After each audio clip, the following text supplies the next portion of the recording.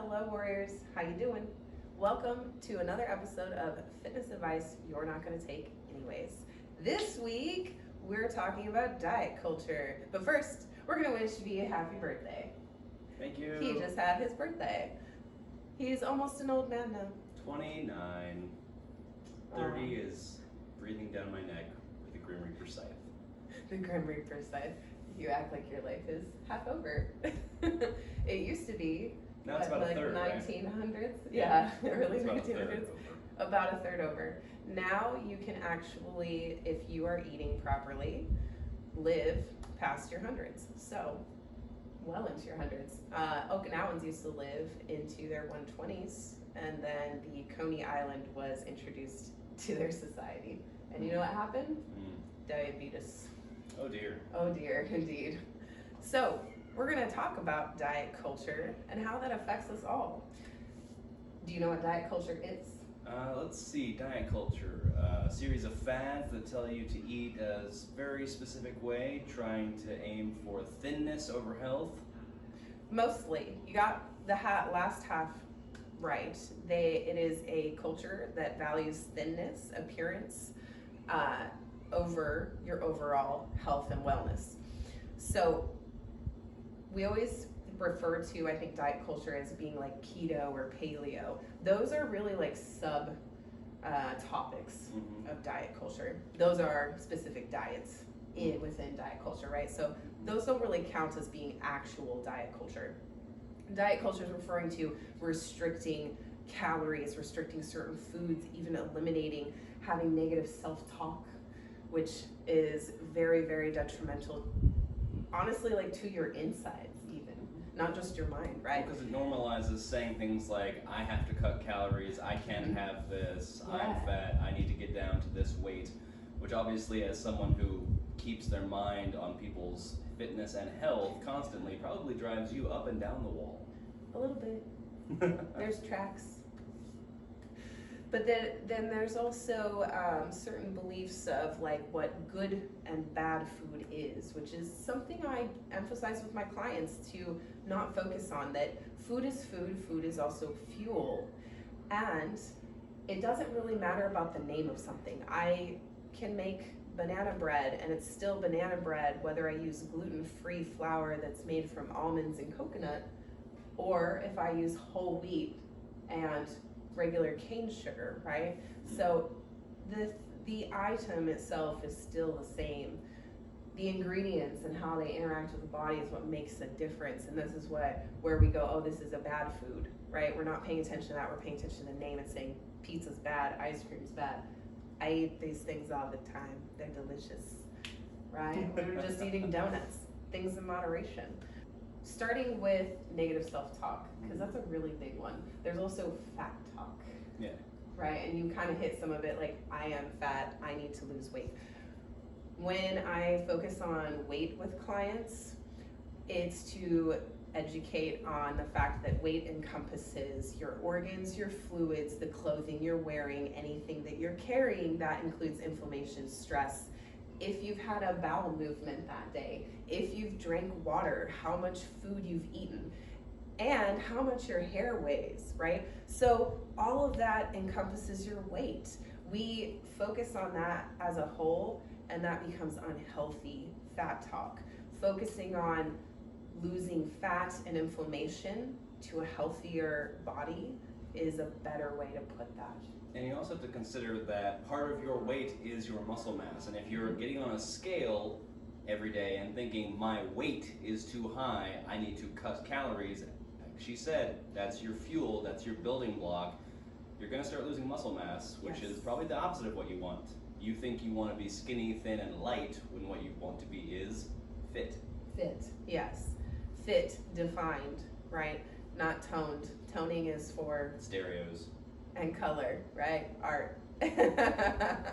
So we keep certain words, diet culture words, out of our conversations when in sessions, including actually when I'm just talking with friends. And oftentimes I've educated friends on why I do not condone these words, and they're part of negative self-talk. And negative self-talk has many side effects, right? And one of those we were just talking about alludes to the fact that you come up with eating disorders. And as somebody who's been through eating disorders, I've been on both ends of the spectrum. I've been anorexic and a binge eater. Neither is good. It does create a lot more than just an eating disorder. It can create a lot of issues within the body. I became borderline diabetic. I also had a lot of mental and emotional issues because my hormones were just constantly in flux. And that creates depressive thoughts, depression itself, and those can lead to some really dark places, right? That we don't want to go. There's also a lot of other places it can lead, you know? Have you ever experienced negative self-talk yourself with anything? Oh, all the time. We won't get into that. Negative self-talk is very common, and we shouldn't shame ourselves when it happens. Diet culture very, very much makes it an acceptable thing to shame ourselves, and that's also negative self-talk. So one aspect of that negative self-talk that you're mentioning is maybe social media, how that ties into the craze of putting a filter or heavily editing photos before posting them. Yeah, the only kind of editing I ever do to my photos is to sharpen them up, make the color balanced. That's about it. In fact, I've been a model for many years, and I even tell photographers, do not Photoshop me. I had somebody take away some moles from my stomach once, and it was just so shocking. All my friends were like, is that you? I can't quite tell. It literally took some pieces away from who I am as a person. So when we filter our photos, the way that they look just so porcelain doll-like, right, and smooth, it really takes away from who you are as an individual person. You're no longer recognizable, and you yourself, over time of continuing to see that image, you look in the mirror one day and you no longer see who you actually are because your head is seeing what that image is. And I think that's very dangerous. It's very toxic to the self, right? Absolutely. So media counts as what we consume, right? That counts as part of diet culture and making sure that you're taking in positive things. Anytime I feel negative self-talk coming on, I praise myself for something, or I compliment myself for something, or I just go do something that's fun, right? I make sure that I keep good foods around the house, and we don't restrict anything. We don't restrict anything, and this is a really big one in diet culture, is restriction and removal of particular foods. And like we said, it's not about the name, it's about the ingredients. So we've been eating, because the holidays are approaching, we've been enjoying some goodies here and there, but we also keep them very sparse around the house. We use moderation versus elimination, right? Everything in a balance. Yeah, everything in balance. Doing this also keeps your system healthy inside. Your gut microbiome learns how to fight against or work with different foods, different chemicals. You will also be able to feel yourself and how you're reacting to those foods if you're paying attention. If something doesn't do well with you, oftentimes you're going to feel sluggish. You'll immediately be able to see the inflammation within 5 to 10 minutes, much like an allergic reaction, right? Very similar to an allergic reaction. Very. You're going to notice that, I mean, if you notice that if you get on a binge of eating a certain thing that you might love, but you maybe avoid because you have actually looked at the nutrition and your health, and the day-to-day needs that you're actually trying to plan for, but you get breakouts. It all impacts things like your skin, your hair, your insides, like she said, inflammation. This is something that you have to think about, and that's another reason why diet culture is super harmful. You cannot take a cookie-cutter approach to nutrition. It's all very person by person, largely. Yes, for the most part. I think there's like a basis and a foundation of what everyone needs. Everybody needs fruits, everybody needs vegetables, everybody needs some source of protein, whether it's plant-based or animal-based. These things should never be eliminated. Everybody also has their morals, which we take into account as well. However, when approaching a diet or just your nutrition, your personal nutrition, you want to make sure that those foods are making you feel energized and feel good versus you're eating in restriction because you want to look a particular way, or you're eating in restriction just because this is what your coach said to do. When we do this, we start heading down the road of malnourishment. You cannot supplement malnourished bodies with simply taking a multivitamin. It just doesn't work. Your body's not going to absorb as much as it would from regular food. So diet culture bleeds into almost every aspect of everybody's life daily. It's very dangerous, and I have found over the years, myself even partaking in little bits and pieces here and there. You don't have to take in the whole picture at once and be submerged in it, right? It's ingrained in our society a bit. Very much so. And it's mostly in our media, and I've seen it since, we were kids. And that's unfortunate to even force it on children and tell them, oh, when you get older, you want to look a particular way. Diet culture is toxic, and it makes people physically, emotionally, and mentally ill. This goes beyond just the individual one-on-one personal basis of a negative body image. It also reinforces negative stereotypes within the entire gender spectrum.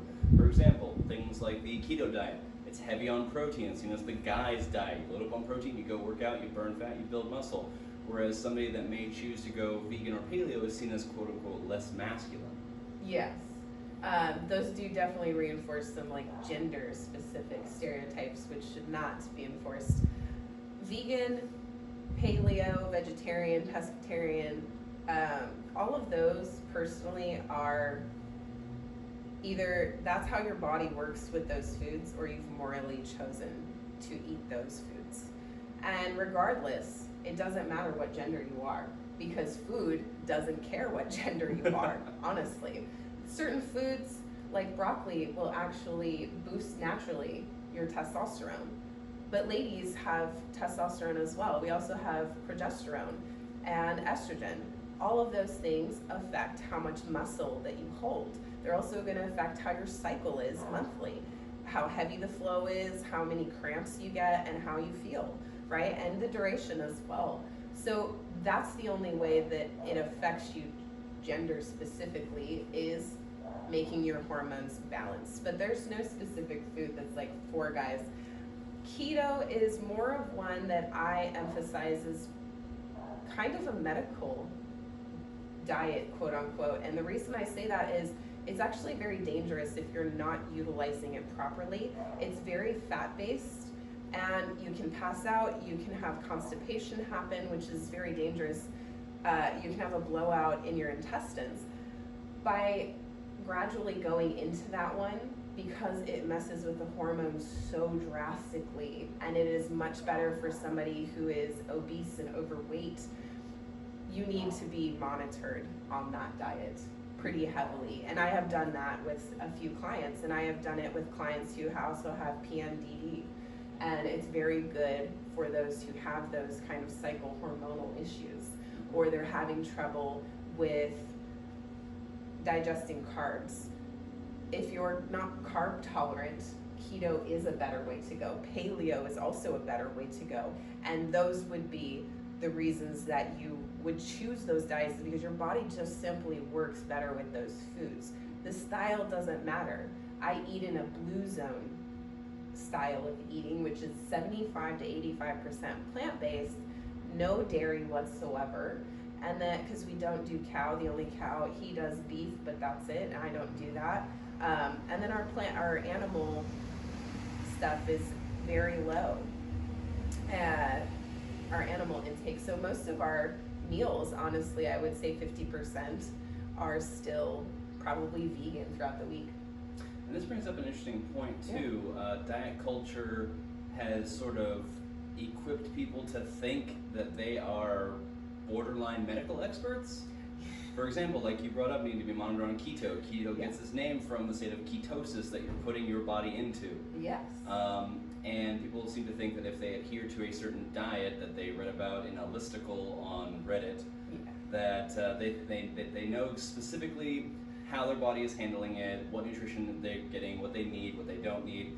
And unfortunately, as with many things that are a fad-based culture, you don't have all the info, because most people will read that beginner article and that's it. Whereas you know from experience that research typically tends to be a lot more in-depth, or needs to be more in-depth.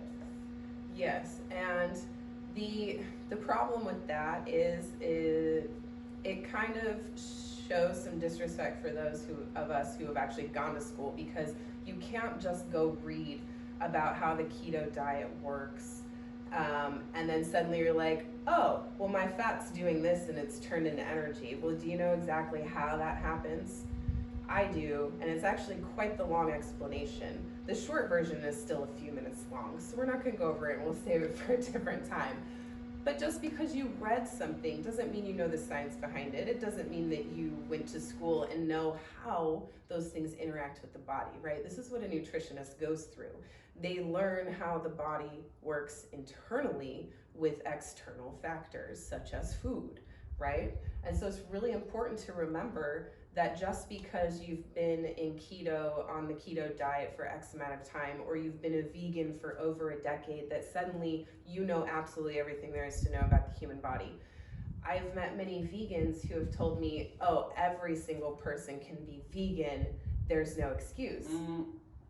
I've actually met many men who harbor a lot of muscle, and this is a genetics thing, that need to have animal protein or they actually physically get ill.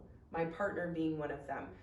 Anybody who's Pacific Islander more than likely needs to have some kind of animal protein within their diet every single day. There are different minerals and there are different vitamins that come from these sources versus plants that you just simply cannot get.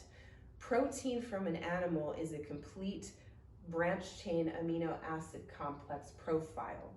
When you do not eat enough variety of vegetables and fruits within your diet, you are not getting the same thing you're getting from your animal protein. Certain bodies need this. My own sister is so anemic that she has to have a particular kind of meat and certain beef every week because of the iron content that's in there. So genderizing certain diets, paleo, keto, vegan, whatever, or suddenly becoming a medical expert just because you've been doing it for X amount of time and you feel great, that is not the same as anyone else's body. They will not react the exact same way as you ever, even if that particular diet works for them. Which is why it's usually much, much, much better, infinitely better, to go by a nutrition plan over a diet. If you want to reference pop culture, obviously reference something a little more factual, but if you go watch any random episode of House MD, you'll find a character whose entire issue is caused by not following a nutrition plan, going with a diet, not having something that they specifically needed that was not included in the diet. So a nutrition plan that's tailored, that actually meets your needs. Yes, and diet culture doesn't do this. They restrict and restrict and restrict and say, okay, you need to eat between 1,200 and 1,800 calories a day, and you're only gonna have this protein, no carbs, and vegetables, fruits, whatever, as much as you want. This is very typical. First off, it takes 1,200 calories just to sit on the couch and breathe every day. That is normal functioning body. That's not moving, that's not getting up to take a pee, that's nothing. That's just sitting there on the couch and breathing. It's not even watching TV, because that still burns 15 calories per hour. So stop having 12 to 1,800 calorie diets. They're so scary. They're so scary. I consume, at least when I'm in an off season from bodybuilding, 3,500 to 4,000 calories per day, if not more, during the winter months, just because it's cold. When you have a lot of muscle, you actually burn more fuel, burn more food, burn more calories. And remember, calorie literally means energy. That is its actual definition, right? So another good thing that comes from not being part of diet culture is you learn how to eat with the seasons, which is super beneficial to the minerals and the vitamins that you're intaking and how your body's going to react with the season change. Do you guys eat with the seasons? I know that cherries are not available in winter. That's about as close as I do to season rotational eating. They're actually a late summer, early fall, and they're really good for inflammation. Ladies, if you're on your cycle, they're really good to help with cramps. They harbor a lot of magnesium in them as well. That's why when an older person has gout, especially in their toe or something, they are prescribed tart cherry juice because it's so good with the inflammation. I often recommend to my clients after a workout, go have a smoothie, put some cherries in there, put some ginger in there, put some CBD in there. All that stuff is going to help with the inflammation and getting rid of free radicals and oxidation that's unnecessary. So these are good. To clarify, we're not talking about the bright red maraschino cherry that you put on a sundae. No. Dear God, no. No, dark sweet cherries, those are some of the best. You want them nice and plump and dark. The Washington Rainier cherries are really good as well, those really bright red ones. I like those. So, toxicity all over the place in diet culture, especially with fat talk and negative talk leading to so many different things that we just went through, right? Image issues, eating disorders that can cause hormonal issues, that can cause diabetes, that can cause all kinds of blood pressure issues, that can lead to mental issues. It worsens body dysmorphia. Yes, and body dysmorphia, I can tell you from experience, does not go away. It will stick with you forever. So once you've experienced it and experienced a lot of it, and you watch your body continually change from here to here, it's very mind-blowing, and your body still gravitates back to this side, which is a struggle at times. It's good to combat that with taking progress pictures, and I often tell my clients, don't step on the scale. Something that diet culture does very, very heavily is, again, back to the weight, right? What's your weight? What's your weight? What's your weight? I stay away from the weight. The weight is only important to know how much lean muscle mass you are carrying and how much fat your body is holding. I'm more interested in the numbers of your fat percentage than I'm anything. That's gonna tell me a lot more than your body weight will. In fact, and there's really only two main factors that matter with that. One being the top one, how do you feel physically, maybe emotionally, but mostly physically. How do you feel in your own skin, in your body? Second one, the lower one, truly, how do you look? Like she said, progress photos. How do you look? Month to month, I tell my clients we only take progress once a month. We take your weight, we take progress pictures. Those pictures honestly show much more than the numbers do most of the time. And my clients get very, very happy to see those side by side like that. They go, oh my gosh, I didn't even realize that my backside looked like that. Well, of course you didn't. You don't get to see it the way I do, right? You don't get to see it at all. So progress pictures are super important. And I used to have a lot of people, kind of give me grief for so many. But they are something that helps combat that negative inner self-talk so that I'm not sitting here going like, oh, look at this, look at that, and like poking at myself, right? Diet culture forces us to look at all the teeny tiniest little things and poke at them. Yeah. And you take for granted the vessel that you have that carries you around daily when you do this, right? Which is toxic to your insides. Toxic mindset, toxic organs, probably not digesting properly, probably not having proper bowel movements, probably not sleeping well, probably don't have a lot of energy throughout the day. This is what diet culture creates. And you see some things combating that, like those who post photos like a real body looks like this. Yes. That shows that, if you're not posed, lit, made up, and costumed a certain way, when you sit down, it's not going to be flat, etc. Right. On that regard, though, diet culture still works both ways, where it's kind of pulled body positivity into it, and I'm not a fan, because in body positivity, I have often found them fit shaming very heavily. And due to most of them being a part of that diet culture, but more on the fitness side, and they have restricted themselves so heavily that now they push, nope, you do what you want, as long as you don't have any major health issues, it's okay to be in the body that you're in. A healthy body still looks a certain way. If we were not meant to have muscle and definition and be strong and have a good foundation, we would be a blob. We wouldn't be anything else, because even a slug has muscle, right? You need to work that muscle or it deteriorates. And body positivity very, very much has a lot of shaming in it, unfortunately.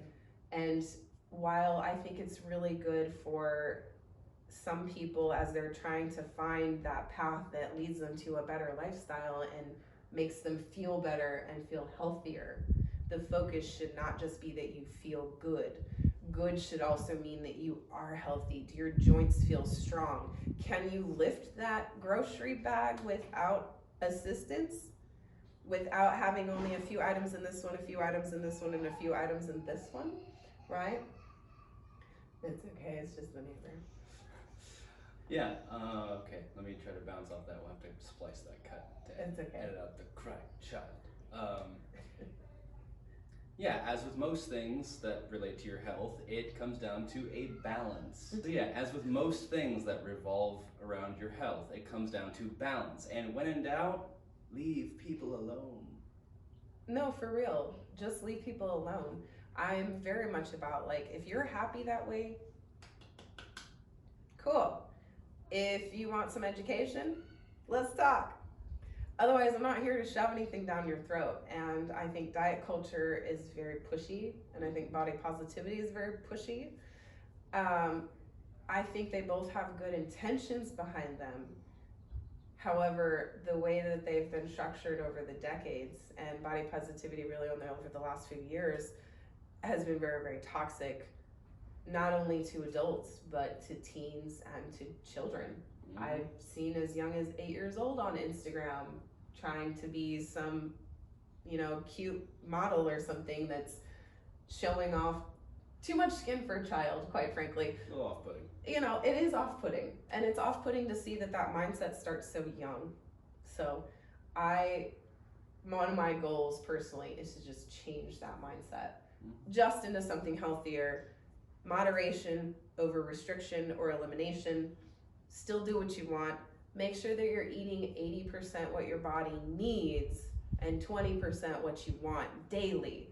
We never use stuff like cheat meal, right? Because that's also part of diet culture. And it's very big in the bodybuilding world, unfortunately. I never, ever, ever tell my clients go have a cheat meal anymore. As soon as I stopped doing that, all of them started complying with what I gave them. Why? Because there was no more restriction. When you have restriction, you feel stress. When you feel stress, your hormones go high, right? And then you start accumulating fat. If you're not eating enough calories, your body goes into starvation mode. And as soon as you put anything into your system, it is going to be stored for energy later rather than utilized in those moments like it should. Yep. Unfortunately, this can also lead to diabetes because you're not digesting and processing properly.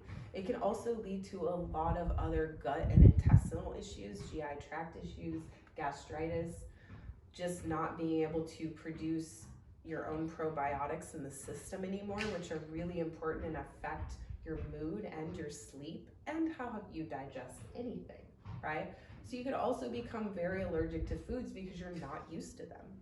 So diet culture, the point, very toxic, very toxic. Don't do it. Don't do it. Nutrition, not diet. Yes, emphasize proper nutrition over dieting. I feel like that's such a dirty swear word. Dieting? Diet. Yeah. Dieting. Wouldn't that be great if that became an insult? God, you're such a diet. I'm gonna make that a thing. You're such a diet. All right. Guys, got a topic for us? Something you'd like us to cover? Let us know in the comments below. Don't forget to check out our Instagram because if you missed the last couple of weeks, we didn't put anything up except for there as V was on vacation. So don't forget to check that out, subscribe, and follow us.